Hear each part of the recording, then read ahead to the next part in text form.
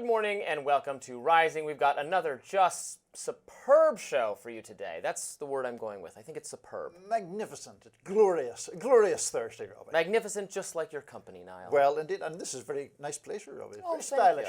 Yeah. I see that you wore green today, knowing I had worn green yesterday, and so that we would not be in a situation where we both look like leprechaun on television. I assumed we wouldn't be twinning in green today, so I'm glad that that was right. Anyhow, tell me what's on your radar. Well, earlier this week, former President Barack Obama applauded Harvard University for standing up to the Trump administration. Now, unlike Columbia University, which has swiftly fallen in line and agreed to implement various policies demanded by President Donald Trump in exchange for the restoration of $400 million in federal grants, Harvard is prepared to fight back. Quote, "We have informed the administration through our legal counsel that we will not accept their proposed agreement," said Harvard's president, Alan Garber. "The university will not surrender its independence or relinquish its constitutional rights," end quote. Now, the Trump administration had demanded changes to university curriculum, the elimination of diversity, equity, and inclusion, DEI provisions, the prevention of masked protesting, and other changes ostensibly aimed at countering anti-Semitism on campus. Now, opponents of these policies, civil libertarians, free speech groups among them, counter that the federal government's threat to withholding funding is a violation of Harvard's First Amendment rights. How Harvard governs its academic programs and who should have a say in that governance is up to Harvard, not the federal government, writes the Foundation for Individual Rights and Expression. The First Amendment and basic principles of academic freedom require no less. FIRE also warns that this will likely not be the last time that the federal government tries to extort a private institution and that, quote, "opposing the government's unconstitutional demands is the only path forward." Similarly, Obama praised Harvard for setting, quote, "an example for other higher ed institutions." Obama clearly believes the Trump administration's threats to deprive Harvard of billions in federal funding is wrong. He also seems to think the federal government should not be in the business of harming the climate for free speech and academic freedom on campus. Now, on both these fronts, Barack Obama, I accuse you of a profound hypocrisy. As I explained previously, the Obama administration carried out the exact same policy against not just a small number of elite educational institutions, but virtually every college and university in the country. Under Obama, the Education Department's Office for Civil Rights compelled schools that receive federal funding to change their sexual misconduct policies in ways that undermine basic due process protections for accused students and also for professors. Now, these new policies also harmed free speech and academic freedom, as several professors who actually spoke out against the policies were subsequently accused of violating them. This was the perverse logic of Biden's approach to Title IX, the federal statute that outlaws sex discrimination in education. His federal bureaucrats created such a morass that campus administrators felt obligated to investigate professors for criticizing the education department.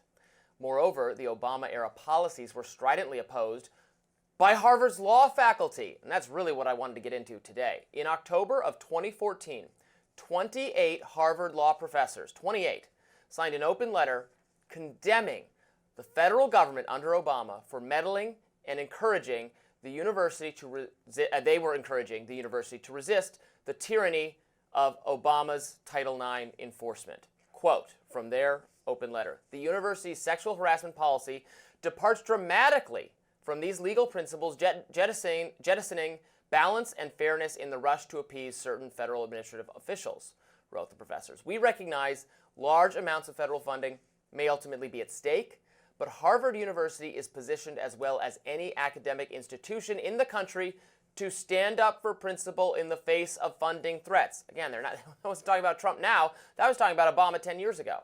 The signatories included Elizabeth Bartholet, a well-known professor of civil rights and family law, and also Charles Ogletree, who had actually been described as a mentor to the Obamas when they were students at Harvard. In separate commentary, Bartholet described the, quote, "government's position as madness," and said that Harvard should be ashamed of itself for caving. She wrote, "I believe that history will demonstrate the federal government's position to be wrong, that our society will look back on this time as a moment of madness, and that Harvard University will be deeply ashamed at the role it played in simply caving to the government's position," she told the Wall Street Journal. Well, it's a good thing that Harvard has found its spine now that the president is Trump instead of Obama. But it's ridiculous for Obama to complain at present about an unlawful and ham-headed attempt to stifle academic freedom. He should look in the mirror. So I wanted to recall for you, Niall, because I know we've talked about this issue previously, that it was not just crazy libertarian people like me who were mad about this at the time, but actually the law faculty of Harvard, professor after professor, saying what the federal government was going to require Harvard to do was ridiculous and that Harvard should resist. I think there's an important thing to remember in these times. I think there is an important debate to be had about those measures that were put in place. I don't think it is the same as what Trump is doing now. And the reason I don't is that what Trump is doing now is different in two very important ways. Firstly, he is pulling the funding. In Obama's case, there was this sort of rather vague language about if you receive funding from this way, you should do this thing to address the issue of sexual harassment on campus. Secondly, the more important thing is that what Trump is doing is driving directly at what universities actually teach. It is going at the core purpose of universities. And he's been on Truth Social about this just in the past 48 hours, a couple of times, complaining about Harvard employing, quote, leftist dopes and what they are teaching, insisting that that should mean they should no longer receive federal funds. There's a separate tweet where, as you know, he's talking about tax-exempt status based upon what they are teaching. This is an attempt to ideologically control what a private university teaches and to punish it for teaching ideas that the administration does not like. In the Obama and subsequently Biden case, there is certainly a debate to be had about whether due process was weakened for people who were accused of violating sexual harassment regulations. And there is certainly a point to be made about things like the idea, and correct me if I'm wrong, that one complaint was sometimes viewed as creating a hostile environment, words to that effect. That's a very questionable process of logic. I do not think it's the same as what Trump's doing. I mean, the fundamental difference between Trump and just other political figures in general is that, yes, he just tweets it out. He says exactly and directly what he wants, and the funding has been yanked, yes, from Harvard, although, again, Harvard is resisting, unlike none of the universities resisted when the Obama administration did this to them. You're right, they didn't put in a tweet saying, we're taking away your federal funding because we don't like you for these reasons. But they also didn't take the money away. The threat is implicit. Well, they didn't take the money because none of the universities resisted. They did exactly what the administration told them to do. And it wasn't just the due process concerns. There were curriculum consequences. I played that interview with the professor who talked about her teaching, her writing being affected by Title IX witch hunts. And I think I've said this before, law professors revised their curriculum and how they taught the law relating to sexual misconduct. I mean, my God, there were like literature professors who thought some of the imagery in Shakespeare was too sexually evocative to still be discussed under the Obama administration's guidance. So there were some real consequences. You could say it's different. Obviously, it is different, and I'm opposed to what Trump is doing. And I think we should just, I think Trump should focus on governing the country, not necessarily Harvard University, but... Yeah, I mean, just to get back briefly to the law professors who you mentioned at Harvard in the instance you're talking about, they obviously did protest quite vigorously, as they have every right to do, and they made their case, and they said, as you quoted, we recognize that large amounts of federal funding may ultimately be at stake. Firstly, that money was not withdrawn, but more to the point, the analog to what Trump is doing would be if Obama had then said, we're going to investigate the law faculty at Harvard, because in Trump's cases, he's looking at specific departments and programs within these universities. All right, up next on Rising, shocking details on the arson suspect who allegedly set fire to Governor Josh Shapiro's home. We now may have a motivation. We'll discuss. Stay with us.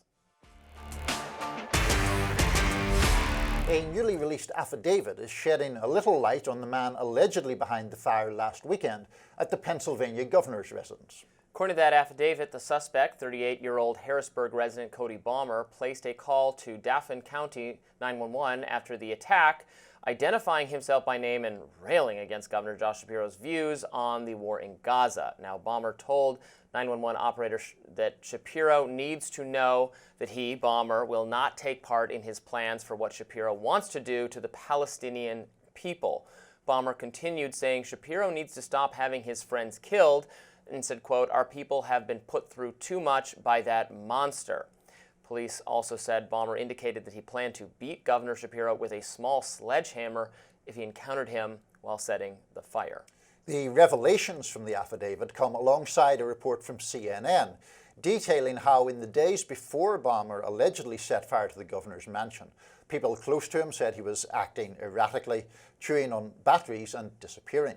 The report says his family repeatedly called police and mental health agencies to get him help. But Bomber's ex-girlfriend told CNN that those officials all gave the same answer, that he didn't meet the standards for involuntary commitment and that there was nothing they could do. Bomber, however, denied suffering from any mental illness in court earlier this week. So, he has articulated a very clearly political motivation in setting fire to Josh Shapiro's residence. Thankfully, no one was harmed in this attack. However, the residence was extremely damaged. If you've seen those photos, the very fire badly was burnt. Very bad. He brought cans full of gasoline and caused quite a conflagration. And he said that is because of Shapiro's views on what Israel and Gaza is doing, opposed to the Israeli efforts against Hamas in Palestine that have produced a lot of civilian deaths. And so that is a pretty clearly described political motivation. At the same time, people have described him as crazy, eating batteries, etc. Sure. So what do you make of it? I make a couple of things of it. Firstly, it is self-evidently wrong to carry out a political attack or any other form of arson, and it would have been bad enough had it only been Governor Shapiro and his family. The police reports are that there were about 20 or 25 people, because obviously you have staff in the governor's mansion and all of that. There were a lot of lives put in danger by this. Thankfully, loss of life was prevented by a quick response. I do think it is important for those of us, like myself, who have been very critical of the Israeli response in Gaza and American support for that response, to be very clear-cut in condemning that kind of action. It's wrong, and it's wrong, period. I think the reason, or one reason it is important, is that sometimes people who do feel a sympathy for the Palestinian cause can get into moral equivocation about things that are obviously wrong.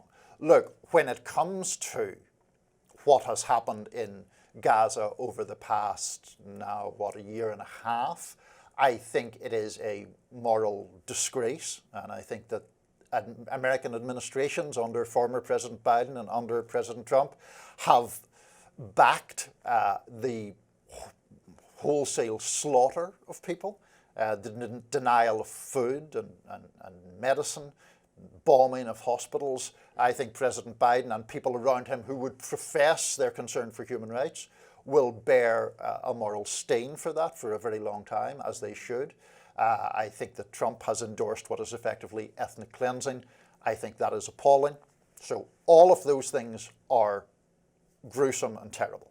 That obviously does not provide justification for arson attacks on anybody. Yeah, I similarly am not in total support whatsoever of the Israel policy in Gaza. My views on foreign policy, which are well known to our viewers at this point, because we've had to discuss this subject at great length, is that I think it is a very complicated situation that is not the U.S.'s business, really, or that we don't have much power to impact one way or the other, and we should try to be as uninvolved in the Middle East as possible. And I would not give aid to Israel to help them perpetrate this. I wouldn't give aid to most other nations on earth, independent of what they're doing. That's right. Now, I also really wouldn't tell them what their business is.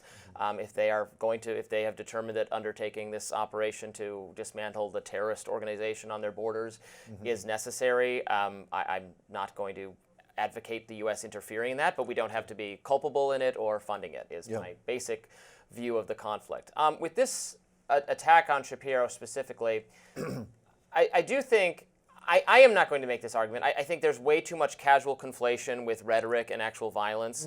Crazy people, I've said this before, will adopt seemingly political rhetoric. It doesn't mean they're actually motivated or inspired by political methods.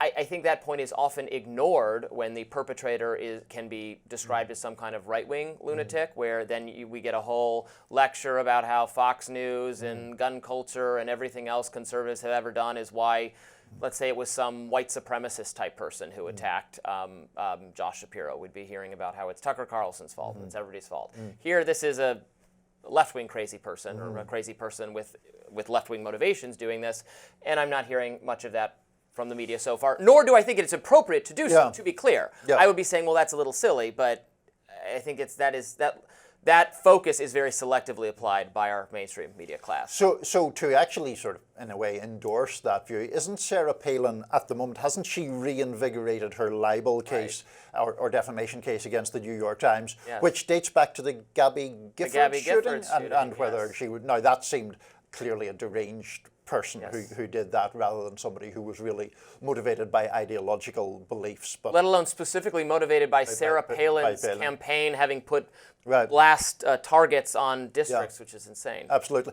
Before we wrap this up, Robby, I actually just wanted to inquire about your opinion about something that relates to this case and that I genuinely struggle with, which is, in this guy's case, there's the argument that his family wanted him involuntarily. Oh yes, I very much wanted to discuss this before we moved on. And I'm always curious about this because I struggle with what the state or government should be empowered to do if someone is judged by many people close to them to be mentally ill, but they themselves won't submit to treatment. I think that's a genuinely difficult question. Oh, it is genuinely difficult a question. I think we have clearly drawn the line too far in the direction of preventing treatment of actually insane people. Here you have, nothing makes me crazier than hearing that, why did nobody said anything or knew anything. That is BS every time. There are so many cases now we have of mass shootings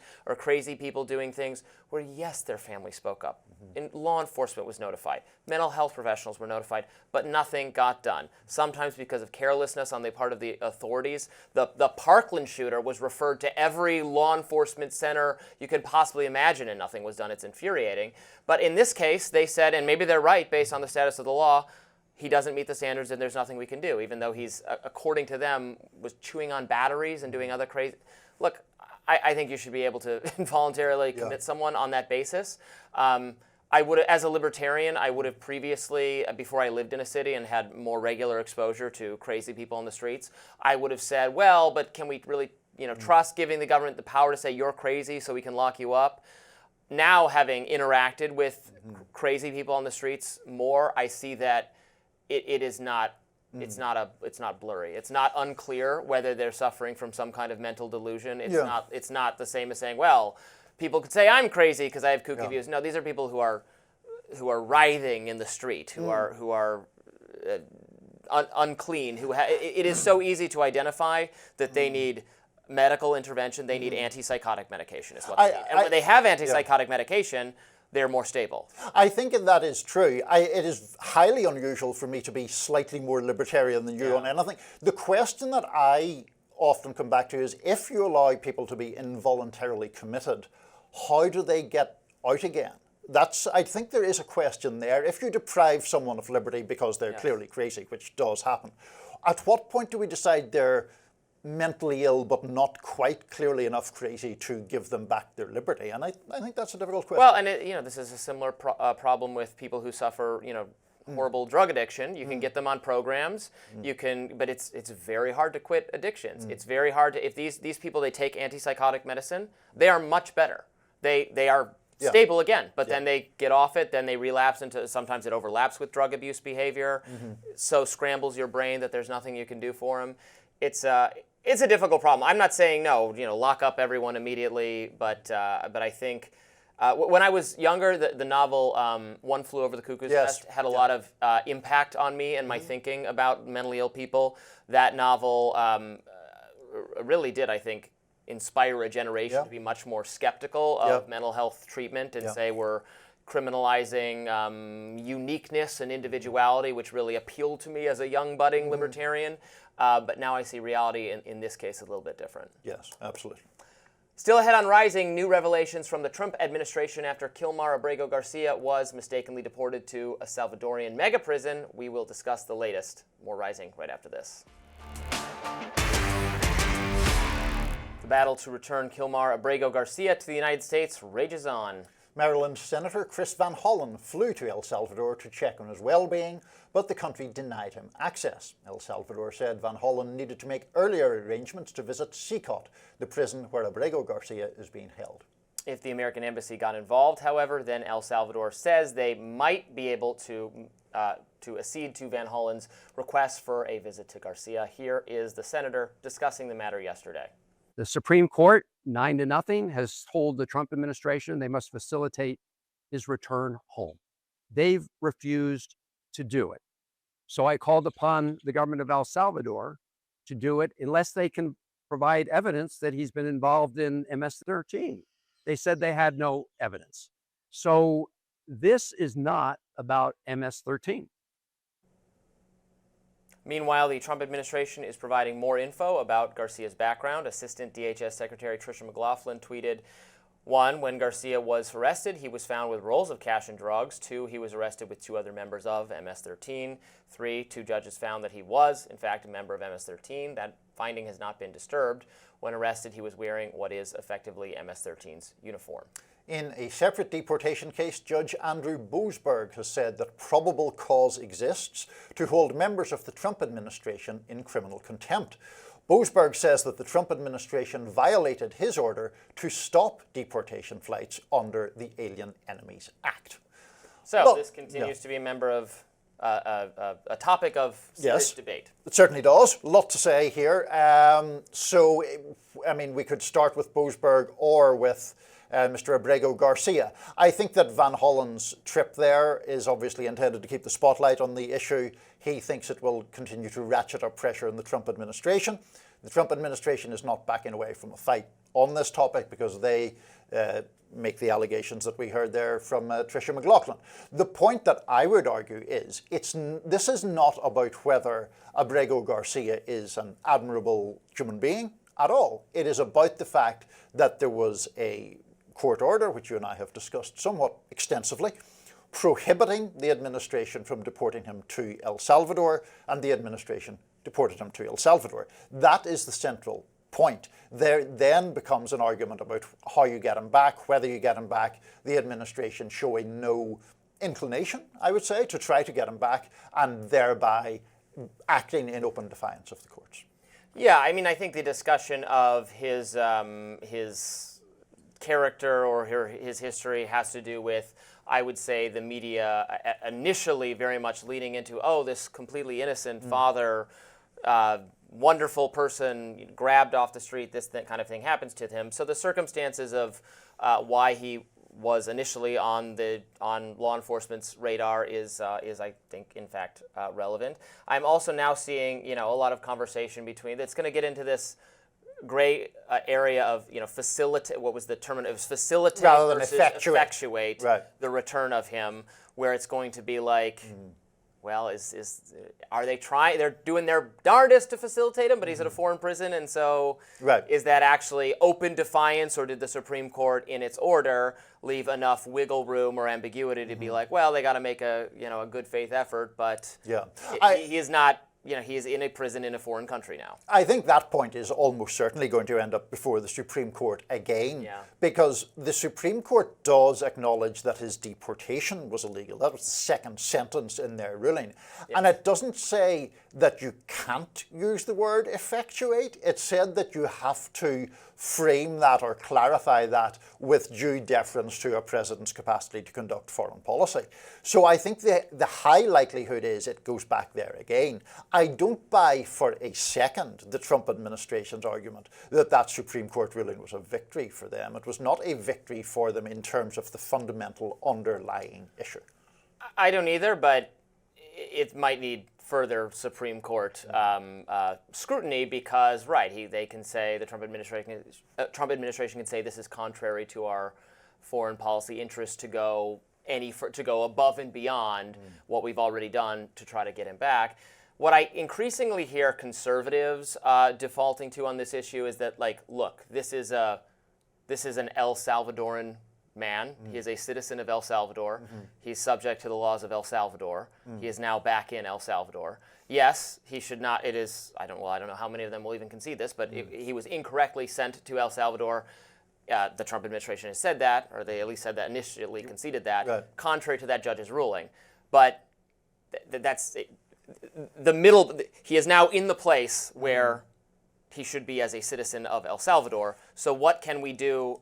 Like, the end result is and maybe he shouldn't be in prison, but that's an El Salvador issue. El Salvador is locking up tons and tons and tons of people. I'm sure many of them should not be locked up, but they're subject to the jurisdiction of that government. He is subject to the jurisdiction of that government. He is back in his home country, and what they're doing might be wrong, but that is on them, not the government of the United States, is the argument conservatives are making at this point. I understand that's the argument, but the point is the reason he is there in the first place is because a president of the United States has acted in contravention of a finding of American courts. So the question then becomes, is a president and a presidential administration subject to law? Will they respect the courts? And this is where it links to the Boasberg thing. Now, the Boasberg thing is in relation to the use of the Alien Enemies Act, the invocation of that, and then these flights that took off. But the core point is that Boasberg issued a restraining order while those flights were in the air, and they were not turned around. They landed despite him ordering that should not happen, that they should stay, they should be returned for at least 14 days to litigate the underlying issue. So now you have two instances, Abrego Garcia specifically, and these flights where the administration has acted, I would argue, in flagrant disregard for the American judicial system. Obviously, it is not a tenable loophole if the Trump administration is actually going to take the position that, well, once we put people on a plane and they're not in U.S. airspace or they're not on U.S. soil, then they're not if they're not within the physical confines of the country, then the law doesn't apply anymore because they're not within the country to which laws apply.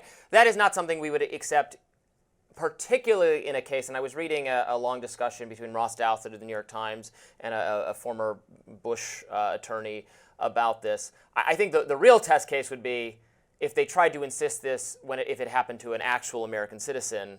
I would think the revolt would be greater. It would be hopefully pretty close. You can't, if they came and ICE came and arrested, they took you and I, even though, well, I don't know what your immigration said. Just me. Let's say they took me. I'm born here, born in America.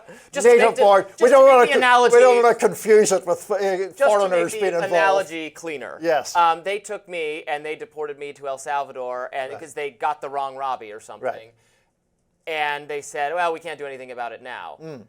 I can see them making that argument if it's an actual El Salvadoran national. But if they get a citizen, they can't just say, well, they're not in the country anymore. We don't have to follow the law. Well, I think that. I would think you're so going too, further than that, saying they shouldn't do it even in the case of the illegal immigrant. Right, because they are still. I'm saying there might be a distinction there, but importantly, they don't seem to be drawing a distinction. What they seem to be saying is, once you're not in the country, you're not subject to our jurisdiction. Right. Which I think people on the right would like to hear, or who are being more independent minded about this would like to hear. Once you're in the country, if you're not an American, maybe you're not subject to the jurisdiction. Right. I mean, I would go further because the point about immigrants, legal or otherwise, is if a U.S. court has rendered a verdict, that verdict still has to be respected by a presidential administration and by everybody else. But in relation to what the parallel you just put out, I think that is the danger, that the Trump administration's behavior in this and the arguments it's making in court is in fact kicking the door open to the scenario that you're talking about for citizens. Up next is Elon Musk trying to create a legion of Musk children with a bunch of female ex-influencers. We will discuss. Stay tuned. Elon Musk is ramping up his efforts to assemble a mini-me army and populate the earth with his offspring. The Wall Street Journal dropped a shocking expose alleging the billionaire is attempting to impregnate ex-influencers, with their consent we should say, and build a legion of his children. The profile alleges that Musk told a right-wing influencer, Ashley St. Clair, during her pregnancy with his child that they would need to have more children to, quote, reach legion level before the apocalypse, adding, we will need to use surrogates as well. Musk also allegedly approached cryptocurrency influencer Tiffany Fong to have his baby. Fong declined Musk's advance, but not before confiding in a few friends, including Sinclair. When Musk found that out, he unfollowed her and cut her ex-premium payments, which had been worth at one point up to $21,000 bi-weekly. Musk has at least 14 children with 4 women, fathering them with musician Grimes and Neuralink executive Siobhan Zillis. Ex-users are taking to the platform to call out Musk's actions. Political commentator Richard Angwin writing, Musk's behaviour is pathetic, DMing Tiffany Fong to have his kid, then cutting her off when she says no. Richest guy in the world, yet still a petty loser who can't handle rejection. What a joke. I don't think I agree with that at all. He effectively asked her out, maybe a little bit more than asking her out. Yeah. She said, no, that's fine. This is going to reveal me as not a social conservative at all, and I'm like a sex-positive weirdo libertarian, so I have no problem with a man who has incredible financial means having a lot of children, as long as he's providing for them, providing for the women. I know he has this dispute with Ashley Sinclair, who has, you know, who knows who's right, but she has really tried to turn this into a thing because she's attention-seeking and seems crazy to me. So I don't really, trust her framing of this all to the Wall Street Journal. But I also don't care. He can have as many children with as many women as he wants. Again, it's not against their will, as you correctly added. He offers money for, have my baby, whatever. Who cares? Firstly, my business. Firstly, I have no idea. I don't want to just lob out the idea that Ashley Sinclair is crazy. I have no idea whether she is or not. But I largely agree with some of what you said, which is I'm not like morally censorious about behaviour between consenting adults, generally speaking, particularly of a sexual nature. That is for them to figure out. The thing that I find about this is more Elon's weird, like, we're going to create a legion to save humanity. I think the importance of this story is just underlining that Elon Musk is a weirdo. Like, that's the basic idea, that he believes that he himself should procreate as prolifically as possible to help save humanity. That seems an odd justification for getting laid to me, but good luck to him, I suppose. He wants to colonize Mars. That's a goal I share, and I guess he wants to colonize Mars with his own offspring, his own progeny. This is fine. The Musketeers. I don't even find that weird. I find it pretty weird that he's demanding. I mean, first of all, I do. People used to have tons of like now everybody only has 1 or 2 kids. Yes. But people used to have like 15 or 20 kids. That's because we have the wonders of vaccination now, Robby, and people do not need to have 15 kids because 12 of them are going to die of curable diseases. We have become better through the wonders of science at preserving life. Well, we have, but we don't want to. I think having kids is a good thing, and people should have them if they want, and all that sort of thing. I mean, people should do whatever they want. It's none of my business. I don't care. Have kids, don't have kids, I don't care. It isn't. I mean, look, it isn't whether people have kids or not. Isn't any of our business. The fact that somebody who believes that he himself should procreate with as many people as possible because it is part of an effort to create legions that will then help save humanity. He's a highly intelligent individual, no matter what you think of it. Well, I think he's an objectively highly intelligent individual. Very idiosyncratic, obviously. There's no one like him on our planet, and he wants to spread those genes. Intelligence is partially inheritable, as far as I know from the science, and so weirdo who's now in extraordinarily persuasive or influential role in our government. Well, it's fine to disagree with him over that, but I just don't know what. I mean, I guess this is salacious. Yes, it is interesting that he changed the payment system on X to give this Tiffany Fong person, who, by the way, I don't think I might have interacted with once or twice. I believe she was closely following the Sam Bankman-Fried case. That's right. Isn't she the one? She might have interviewed him or talked to him. I believe I had some interaction with her because I wondered if she could come on Rising to talk about it, having spoken with him. I started to see more and more of her content on X, which we now might have a motivation behind it. But how is that just? He's just practicing Riz, man. He's just, you buy a nice lady a drink at a bar. He's doing the billionaire social media owner of that. And then she turns you down and you don't get any more drinks. He slid into her DMs with the question of whether she would like to have his baby, which I do think is like, I'm not going to demand that he be hung, drawn, and quartered for it, but it is a slightly strange approach, I think you would acknowledge. It's unusual.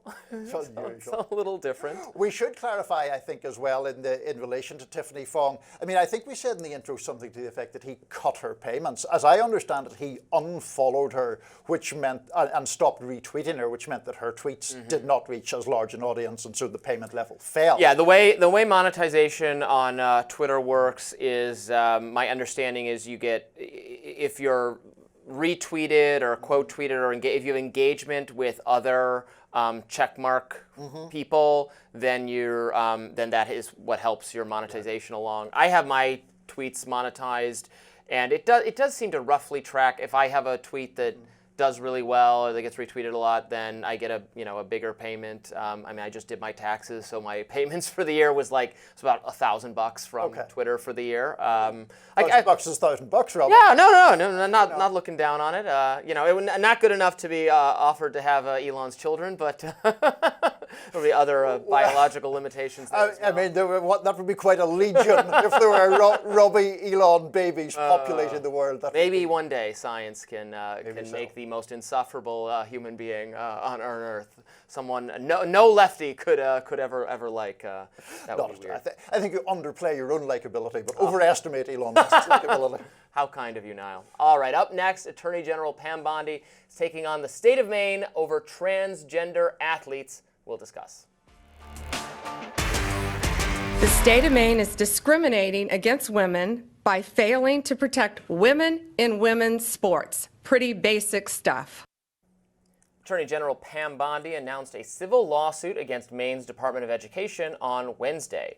The state is defying President Trump's executive order barring transgender athletes from participating in women's and girls' sports. Maine Governor Janet Mills has bucked Trump on Title IX since the president signed the order on February 5th. The state ignored the ruling throughout March, and now Bondi is threatening to withhold funding retroactively. Joining us now is visiting fellow at the Heritage Foundation and co-founder of Moms for Liberty, Tiffany Justice. Welcome to Rising. Thanks for having me this morning. So what can you tell us about the Trump administration's efforts to compel Maine, I suppose, to go in line with what Trump has declared will be the policy moving forward on keeping women in women's sports, men in men's sports?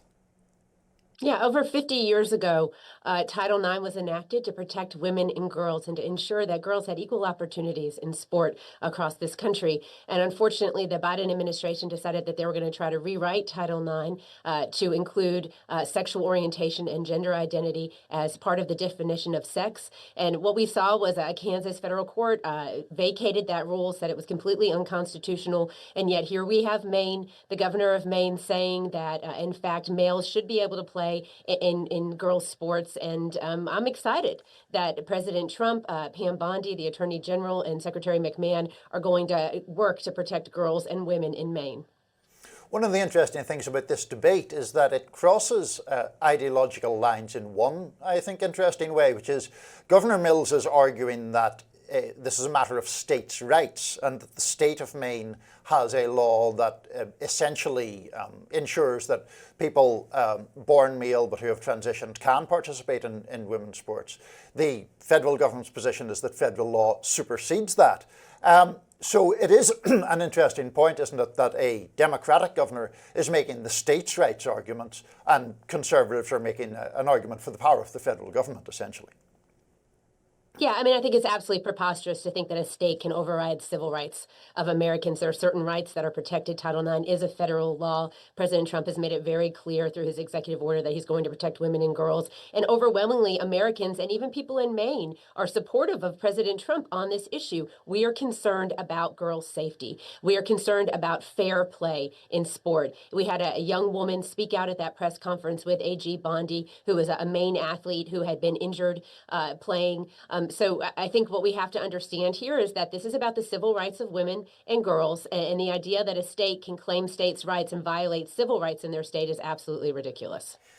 You know, one of the fascinating things about Title IX is that I think you can argue it was intended basically to serve this exact purpose, right, of protecting or empowering women to have an equal participation in activities in an educational setting. If there's an interest in having a women's team or club, if there's comparative interest, a school is obligated to make that possible under Title IX, under this federal law. And this law has been, reinterpreted, I would argue, in recent times to apply to providing accommodations for transgender individuals. I say, well, isn't that something that Congress should have discussed and debated, and they could have passed a law to accommodate trans people in any number of ways, but to reread this 50-year-old statute to have something to do with this when it's clear that no one who passed that law at the time could have ever conceived of applying it to this situation. On one level, it's Congress just not doing its job and leaving things to the permanent administrators of varying ideological stripes to determine what the law actually means. But is this exactly what was intended by the law to protect? Yeah, I think it is. And let's be clear here. There's no such thing as a transgender child. There are men and there are women. UK Supreme Court just said there are men and there are women. It's about time for America to catch up with Europe on this one, I think. And so, yes, this is meant to protect women and girls. And my message today is to parents. Speak to your school boards about this issue. I saw a superintendent in Maine who was on Fox yesterday speaking about this issue and saying that he's been directed by his school board to go along with the federal government to protect the rights of women and girls in his district. And he's going to defy Governor Mills on this issue. And he is not going to allow boys to play in girls' sports. So parents, speak to your school board members. Make sure that tell them that you want to make sure your district is not going to withhold funding. And school boards, direct your superintendent to protect student funding in your state. It is finally time that a president, that the AG, that the Secretary of Education is going to withhold funding from a school for violating the civil rights of students. There's been a lot of threats over many years, but there's never been a dollar withheld over Title IX. In the 50 years of Title IX, the federal government has never withheld $1 from a school district. And there's a new sheriff in town. All it took was a president who was going to stand to his word and Secretary McMahon who's going to make sure that girls are protected in schools. And it's really great to see this team that President Trump has brought together defending women and girls across this country. Overwhelmingly, it is what Americans want. It's what our Constitution says needs to happen. And we're going to continue to fight to protect girls. Just to clarify exactly what you meant in one point there, Tiffany, you said in the context of that answer, there's no such thing as a transgender child. You do believe that there are such things as transgender adults, or no? No, sir. I believe that LGBTQ is LGB is sexual orientation.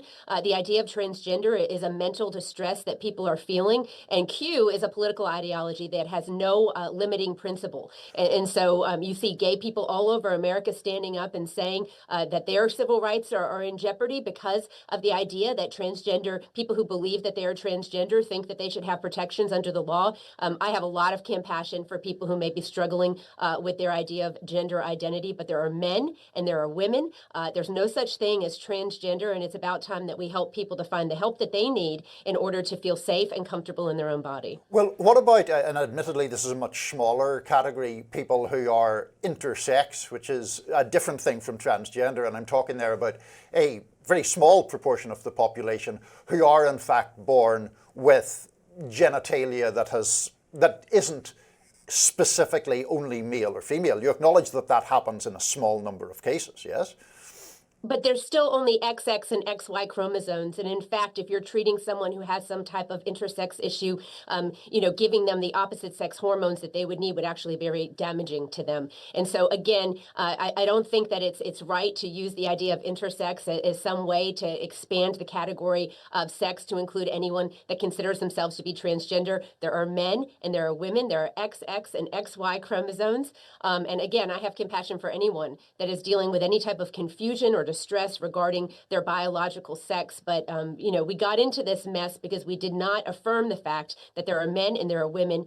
We gave the idea that somehow you could have a gender identity that was different than your biological sex. That's absolutely not true, and it's time that we stand firm in that truth. But that confusion that you speak of having compassion for, where do you think that confusion comes from? Like what causes that confusion, if it's as clear as you think it is? Sure. I mean, what we've seen as far as the youth in America is a social contagion that has really captured, especially young women in this country. Abigail Shrier wrote a book, Irreversible Damage, talking about the fact that there was a social contagion amongst girls. We've seen also in schools, children being taught as young as kindergarten that somehow they could be a boy or a girl or neither or both. This type of confusion, as far as biological sex is concerned, is absolutely horrible. It's child abuse, it really, and what's happening in the schools is a totally ridiculous. And so, gender ideology has no place in schools. President Trump has been very clear on the fact that he does not believe that gender ideology is something that should be taught in American schools, that we need to be protecting women and girls. And so, again, I have compassion for anyone that's struggling with any type of mental distress. And the best thing that we can do for them is get them the help that they need, not give them cross-sex hormones, puberty blockers, and send them on a lifelong path of being a medical patient in search of something that they can never actually achieve. Tiffany Justice, thank you so much for joining us to discuss. We appreciate it. Thank you. Up next, Trump's latest target, is it Jerome Powell? Stay with us on Rising. President Trump has some choice words for Fed Chair Jerome Powell. The president took to Truth Social to rail against Powell, who he notably hired, after he warned of the economic effects of Trump's tariffs. Too late, Jerome Powell of the Fed, who's always too late and wrong, yesterday issued a report which was another and typical complete mess. He added, too late, should have lowered interest rates like the ECB long ago, but he should certainly lower them now. Powell's termination cannot come fast enough. Markets sagged Wednesday after Powell warned of stagflation risks facing the economy. Let's watch. The level of tariff increases announced so far is significantly larger than anticipated, and the same is likely to be true of the economic effects, which will include higher inflation and slower growth. Both survey and market-based measures of near-term inflation expectations have moved up significantly, with survey participants pointing to tariffs. Survey measures of longer-term inflation expectations, for the most part, appear to remain well anchored as well. The president is putting pressure on the Fed to speed up its planned interest rate cuts to ease the pressure on the economy amid ongoing concerns for his tariff plan. Political commentator Brian Krasenstein writes on X, he's demanding rate cuts while pouring gasoline on inflation. Others on X are agreeing with Trump. Screenwriter Colette Harrington writes, why is the human money printer still around? Jerome Powell refuses to lower interest rates like he did to bail out Biden. Can Powell be fired? A good discussion about monetary policy, Robby. That always brings the viewers in. The most fascinating subject of all. Well, people of my ideological bent will say that it is not Jerome Powell that's the problem, but the Federal Reserve System itself. Ron Paul, my intellectual I knew Ron was about to get a glowing mention. Has actually, I saw he had some commentary recently saying it's not, the question shouldn't be who should have more power over this, Trump or Jerome Powell. It's the institution of the Fed. Libertarians of Ron Paul's ilk. And by the way, I should say I'm not an expert on this and perhaps not the even best articulator of this policy, but would say that the Federal Reserve itself is harming our economic interests, that printing money devalues our currency. That's what causes or leads to or contributes to inflation. So if you have that problem, you're always going to eventually have inflation. So I am not expert enough on the debate about whether the Fed, the abolish the Fed argument. That gets into esoteric theories that I just don't know enough about. But the point is the Fed does exist and it does have independence, and Trump is naturally enough trying to trample on that independence, as we noted in the introduction, against a Fed chair who he himself appointed back in 2017. Now, setting aside that argument about the existence or non-existence of the Fed, there is a very, very good reason why it's independent, which is that you don't want monetary policy set according to electoral timetables. And in relation to what Powell said in the clip that we played, this is not really disputed by anybody outside the hardcore Trump MAGA world. You and I have talked about the tariffs and the fact that they do indeed obviously raise inflationary risks. That is the nature of tariffs. You, I think, would and have made the argument that a tariff is a tax, and when you tax things, you get less of those things, so it is injurious to trade, generally speaking, and therefore has the capacity to slow growth. So when Powell talks about a survey that the Fed has conducted there, essentially showing a bigger risk of stagflation, that's true, and Trump just doesn't want to hear it, it seems to me. Yeah, I'm no fan of the tariff policy, and so here I'm not particularly sympathetic to what Trump is saying.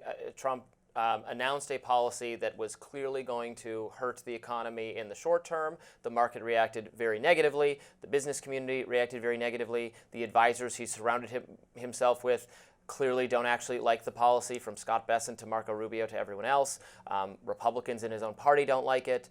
No one likes it except Peter Navarro, who, as I explained in a previous Radar, is some kind of weird degrowth leftist from the 90s. Steve Bannon quite likes it, but I don't know. Well, I would also describe him as a kind. He's also.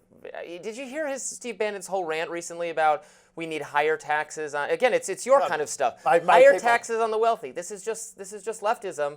We did not elect Trump to have leftism. I would say you can think those ideas are good, but they're not Republican or conservative ideas. That is true. I don't know why we should be pushing them.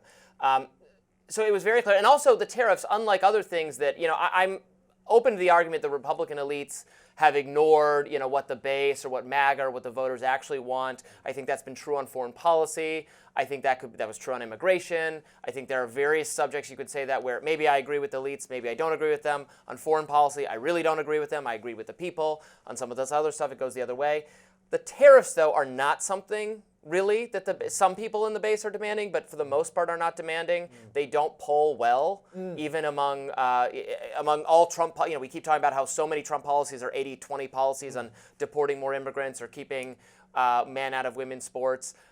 The tariffs, people understand, raises the price of goods immediately, and they don't really understand why they're necessary. You can make separate arguments for tariff for China for national security reason. You can say, well, if other countries are going to tariff us, we're going to do this in ways to negotiate the removal of the tariff, the trade barriers. That is basically what Trump's team adopted. That's not actually what Peter Navarro wanted. Peter Navarro wanted these permanent far-reaching tariffs. So that's a long way of saying, yes, the damage is what, to the economy, is what everyone said was going to happen, and so it's not really surprising, and I don't think you should pass the blame to Jerome Powell, even if I'm not really a fan of the Federal Reserve at all, and I think they cause a lot of economic harm. Well, in this case, Jerome Powell is simply stating the economic realities. Now, there is, of course, a separate argument to be made about tariffs, and to your point, there has been very confusing not only messaging, but I think the policy itself is very confusing, because does Trump want the long-term tariffs that purportedly reignite rebirth of American industry, or is it a negotiating tactic? I agree. Absolutely fantasy. It's not going to happen. Exactly. It's not going to happen for all sorts of reasons, including much, much, much lower labor costs in various overseas markets, and the fact that you just can't disentangle the world anymore in the way that he seems to think you can. I mean, it just isn't plausible to have these nation states operating completely discreetly, uninfluenced by the other. It's just never going to happen. Anyway, the point is, Jerome Powell has independence. That should be respected. It is important that he has it, and Trump is trying to erode it. Next up on Rising, Secretary of State Jocelyn Benson of Michigan is here to describe what's going on in the state. Her efforts to run for governor is what she's expecting to do. We'll discuss with her coming up next. Michigan Governor Gretchen Whitmer is on her way out thanks to term limits, but Democratic Secretary of State Jocelyn Benson hopes the state stays under another woman's control, hers. Benson, who's been Secretary of State since 2018, launched her bid for governor on January 22nd, 2 days after President Trump returned to the White House. If elected, the Democrat will have a tremendous road ahead, figuring out where the party went wrong in the Great Lakes state after the loss there to Trump, Kamala's loss, in the last election. Jocelyn Benson's forthcoming book, The Powerful Warrior, details experiences that help turn fear and frustration into a fight for integrity and truth. Secretary Jocelyn Benson joins us now. Welcome to Rising. Thanks for having me. So why don't we start by inviting you to explain why you're interested in running for governor? Well, I'm serve as the chief election officer right now in our state, and have seen how important it is to make sure you have people of integrity managing state government well, and also listening to our residents. I talk to every voter in our state because my job is to make sure they all have a voice in our elections. And in doing so, I've seen how important it is that Democrats listen better and really deliver results on kitchen table issues, saving people time, saving people money. The other thing I do is I run the DMV. And I've been able to actually make one of our largest state agencies run more efficiently than ever before. It's now become the poster child of a well-run government system because we've modernized things, we've cut wasteful spending, we've eliminated red tape, and delivered results for residents, all without needing a chainsaw or firing people indiscriminatorily. So from my standpoint, this is a moment where we need administrators who can run agencies and government well to do so and to step up, but also with the determination to stand firm in defense of our values, as I've done as the Chief Democracy Officer for the state. In relation to defending values, I hope it's not rude to say that the first time I think you came to national prominence was in the wake of the 2020 election, when you upheld the integrity of that election in Michigan at some threat to yourself. There were armed protesters outside your home at one point, fired up by President Trump's false claims of election fraud. To that extent, maybe you got a ominous taste of what was to come, but what do you make of President Trump's conduct since coming back into office this time around?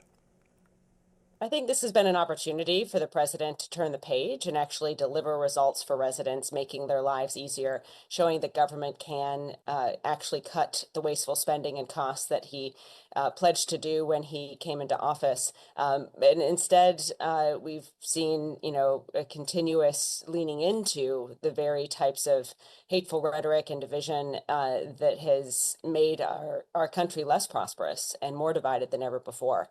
So I do think this is an opportunity for leaders of both parties to really listen to what citizens are saying, which is that they want government to work better, but they want us to do that in a way that will save them time and save them money, and not get into a lot of noisy fights, but just work together in an honest, collaborative way to deliver results. And I do think at a time when the federal government isn't doing that, as much as it perhaps is done in the past, it is a moment for states to lead and for governors in particular to demonstrate that government can save you time, it can save you money, it can get out of your way and make your life easier. And that's what I intend to try to show as governor of Michigan.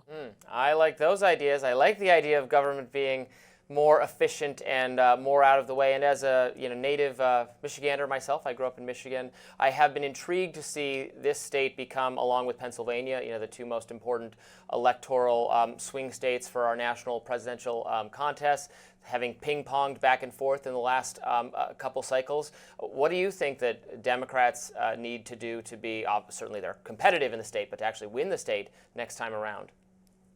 I think it means we've got to show up better for people all throughout the state and actually deliver results. We can't just say at a time when costs are rising on everything from childcare to housing to food that we're going to do something about it. We actually have to deliver. When I took office, wait times at the Secretary of State branch offices were 7 hours, saving and wasting a lot of people time and wasting a lot of people's money. And I changed that. I actually now ensure that we're cutting costs, we're cutting wasteful spending, and making people's lives easier. So I think we need to show up in every community in our state, not just before an election, but every day, and listen to people as they tell us, look, I can't afford to buy a home in the community I want to live in. And then we as government leaders need to develop bipartisan solutions to actually make, for example, the rising cost of housing more affordable and address those concerns. And so my track record of listening and delivering results, I think, is why I've been able to win the statewide multiple times now. But at the same time, it's a moment where Democrats can step in and say, we hear you and we're going to deliver for you, and here's how. I get that the purview of governors is primarily domestic topics and the kind of kitchen table issues that you just stated. But of course, in Michigan, foreign affairs and domestic matters are kind of interwoven, because obviously the state has a very significant Arab American population. Back last year, there was a lot of focus on how the situation in Gaza would affect the presidential election in your state. So, that is obviously a very viscerally felt issue for many Michiganders. Where do you stand on that topic of what's happening in Gaza? Well, whether I'm sitting down with the mayor of Dearborn or talking with leaders in our Jewish community in our state, I know one thing is clear. Everyone wants to be able to afford a home in the communities they want to live in. They want to be able to address climate change at a time that doesn't negatively impact their ability for their kids to drink clean water and breathe clean air. And we all want to be able to, if we're parents, send our kids to quality schools and know they're going to come home safe. So I talk about those issues, those very focused issues on Michigan and how no matter where someone lives in our state, what their faith is, who they love, or what they look like, or where they come from, that I can make sure that Michigan is on their side by investing in economic issues that will lift all boats and ensure you can live where you want to live, be safe in the community you want to live in, and send your kids to quality schools no matter where you are in our state. Well, Those are issues that we can. Yeah, well, that's fine, and those are all valid points. But like, I wasn't asking a trick question. Like, what is your view on what's happening in Gaza? I think, in my view, governors need to be focused on economic issues in their state, and that's what I've been doing. As someone who has been all around the state of Michigan and talking to folks from Houghton to Hillsdale to Grand Rapids to Detroit, that's actually what they want to hear our government leaders talk about, unifying issues that can bring people together. And now I'll also, though, mention we do have a Canadian border as well. And so it is important for governors to be focused, for the governor of Michigan to be focused on economic development opportunities in partnership with our neighbor to the north. So there are some international issues that I think it's important for governors to be able to weigh in on. And those are the ones that relate to the economic well-being of all of our residents. Speaking of economic issues, Governor Whitmer, for instance, was recently actually with Trump in the Oval Office and kind of, put up a screen to not love being there, I guess, and then made some comments about the tariff policy that has generated a lot of criticism from Democrats, but actually said that while she agrees with Trump, disagrees with Trump specifically the way he's doing it, she does still think tariffs are important. The markets have reacted very, negatively to the tariffs. You just said that economics is a big issue. Economics as it relates to Canada, Michigan's very close neighbor. What is your thinking about the economic policies of the Trump administration, the tariffs in particular? I think, tariffs can be a useful tool in limited ways to address and improve economic prosperity in our state. But if they're used just sort of bluntly and recklessly and perhaps to further personal issues as opposed to really what's best for our state and our nation's economy, then you're going to see some of the negative impact to our economy that we're already seeing, not just in Michigan, but nationwide. So as I've said, as our Senator Alyssa Slotkin has said, and as the governor said, tariffs can be a tool in a toolbox for promoting economic prosperity in a manufacturing heavy state such as Michigan. But it has to be done carefully with data, with diplomacy, not recklessly and without regard to the broader economic impact that something's going to have, not just in our auto industry, but in other elements of the manufacturing industry in Michigan and throughout our country. I get that, all these points about economics and so forth. I have to confess I'm slightly surprised because I was expecting you to be more confrontational, I suppose, about President Trump's record thus far, particularly given, your time as Secretary of State and the mob outside your house and all the rest of it. I mean, do you think he is dangerous to democracy? Yeah, I think that's been proven time and time again. And the tragedy that unfolded at our U.S. Capitol on January 6th really underscores how low not just the president, but others will be willing to stoop if they are unhappy with the results of an election. And so from my standpoint, my job as the Secretary of State and Governor will be to make sure we're protecting the economic prosperity of our state and the educational opportunity of all of our residents. But I will never hesitate to stand up to anyone, be they the most powerful elected official in the country or the richest man in the world, who would try to block the rights of our citizens at the ballot box or anywhere else. And I think that's also what we need from governors right now. Governors can and must be the guardrails against encroachment on our rights that affect not just the economic well-being of our residents, but the physical safety of many. So I do and intend to continue to be someone who will stand up to protect the rights and freedoms of every resident of our state against anyone, anytime, anywhere who would come for them. Michigan Secretary of State and gubernatorial candidate Jocelyn Benson, thanks for joining us on Rising. Thanks so much for having me. Next, RFK Jr. faces backlash over new comments on autism. The backlash was swift and fierce yesterday after Health and Human Services Secretary Robert F. Kennedy Jr. held a presser on the CDC's findings on autism. The CDC found that in America, doctors diagnose 1 in 31 children with autism, by the time they're 8 years old. Here's Kennedy yesterday. One of the things that I think that we need to move away from today is this ideology that the autism diagnosis, that the autism prevalence increases, the relentless increases, are simply artifacts of better diagnoses, better recognition, or changing diagnostic criteria. This is a preventable disease. We know it's an environmental exposure. It has to be. Genes do not cause epidemics. They can provide a vulnerability. You need an environmental The CDC, however, said in their study that differences in availability of services for early detection and evaluation and diagnostic practices might be a reason for the uptick. Kennedy's also catching heat for this remark. Autism destroys families. More importantly, it destroys our greatest resource, which are children. These are children who should not be suffering like this. These are kids who, many of them were fully functional. And these are kids who will never pay taxes. They'll never hold a job. They'll never play baseball. They'll never write a poem. They'll never go out on a date. Many of them will never use a toilet unassisted. Reporter at Raw Story and author Matthew Chapman tweeted in part, "This is vile and not true. Vast majority of autistic people do all these things. In fact, a big part of the increase in autism rates is just better diagnosis of verbal, communicative autistic people who previously went unidentified." Meanwhile, political and market researcher Anna Mattson defended Kennedy, writing, "The real danger is not acknowledging the epidemic we are experiencing today. I know of parents of severely autistic children, and I know their daily realities are often ignored." I gotta say, Niall, I saw the social media reaction to Kennedy's remarks, very negative, before I actually listened to them, and so I expected them to be worse, I guess, than I actually were when I listened to them. I think there is room, correct me if you disagree, for some disagreement over how much of this increase in rates of autism is better identifying the disease more early or having better diagnostics. I certainly think that's part of it, don't get me wrong.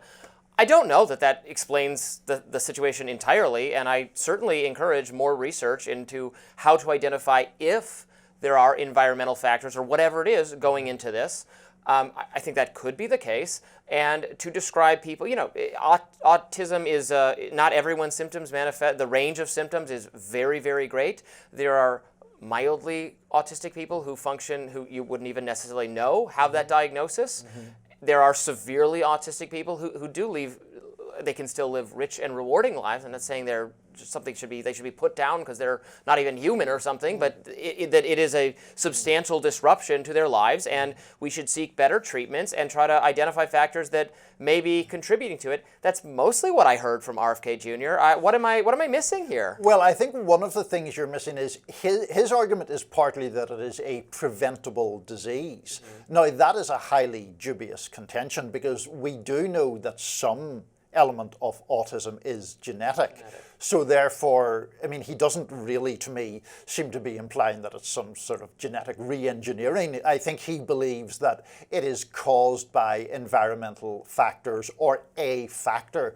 The previous time recently that he was in public talking about autism, he said something to the effect of we'll find the cause, or he was arguing that there was a singularity of cause, which most observers think is just obviously not true. But with scientific advancement, we might be able to correct even genetic causes of diseases in the near future. Well, we might, but his argument is that it is caused by environmental toxins. And of course, it all inevitably gets filtered through the lens of his views on vaccines, which at a minimum are extremely skeptical. That didn't really come up here. Did he? I mean, I didn't hear his remarks at full. I'm assuming if he attributed to vaccines, I would have seen that on social media, absolutely. People blasting him for that. But the point is that this task force or a body of inquiry that he believes is looking into it is led by people who share his views, at least in part, on vaccines and on the link between vaccines and autism. At risk of relitigating that whole thing again, that supposed link has been comprehensively discredited, including the reversal, or the retraction, I should say, of the Maine study that cited such a link. So it is because he is so identified with that claim that people look at his arguments about autism so skeptically. Yes, of course, there should be genuine scientific inquiry. We don't know whether conclusively certain things like, there seems to be co-risk factors, like if the mother of a person has diabetes, may have some correlation. There are other correlations, maybe about exposure to pesticides when women are pregnant. Those things are absolutely valid to look into. And those are environmental factors that we should look toward mitigating. Yes. Right? I mean, that's a progressive goal, right? Is to reduce the number of toxins, in our, to prevent people from suffering third-party unintended consequences. What you put in your body is your business, none of mine, but polluting the commons, or causing a situation where we're harming others, people, not directly or not on purpose, but because we have to police the commons area. That is one of the role of governments, to make it a healthier living situation. That's right. But it is not a position of progressives that vaccines cause autism, or vaccines are closely correlated with autism. And when you have a man who believes that as the Secretary of the Department of Health, then obviously that causes unease, rightly so, in my opinion. Yeah. Just seems to me like people who hate RFK Jr. were jumping on him, expecting him to say that, and what he really said was vague. Hate implies it's personal, unjustified personal enmity, rather than justified skepticism about the kind of junk science in which he has trafficked. Yeah, there also seemed to be then the pushback on him, saying how disabled certain autistic people. Well, some people are extremely compromised because of a severe autism. That is a difficult thing that, again, is not all of the cases, but so emphasizing that from a let's really work to see if there are preventative treatment or treatment for people who have it. I didn't. It's not to put down people who do have it, or to say that they can't also be happy people, but just... No, but to that point, isn't that, and this is where we began, a central reason why there are so many more cases of autism now than there were even 20 years ago, is that people with much, much milder symptoms get diagnosed as on the autism spectrum disorder. 30 years ago, diagnoses of autism were for the people who we're talking about, who are, as you say, very severely, their capacity to live a normal life is severely hindered by the severity of their condition. Yeah, I agree. I find it very plausible that maybe a substantial part of the story of the increase in the autism rates is due to better detection. I've made this argument in a bunch of other contexts, for instance, with hate crimes, that the appearance that they're always going up has to do with better tracking and counting, and actually a financial incentive by activist organizations to always portray them as getting worse.